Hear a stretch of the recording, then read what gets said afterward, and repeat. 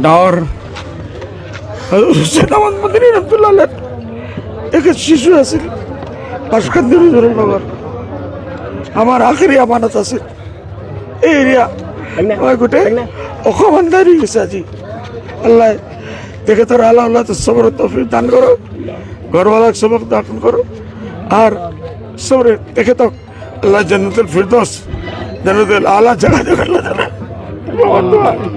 সবে দোয়া করিব লাগে আর নিজের আখিরাতের চিন্তা করিব লাগে। তোর বয়স কিমান আছিল?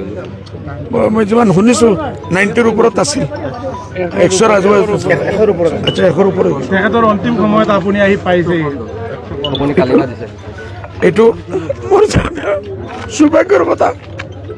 তেখেতো কালিৰ পৰা মোক ইয়াদ কৰি আছে বহুত বেছি ইয়াদ কৰিছে আৰু মই বম্বে টম্বে মক্কা মদিনা হৈ উৰি আহি পাইছোঁ আজি সমষ্টিত আহি পাইছোঁ।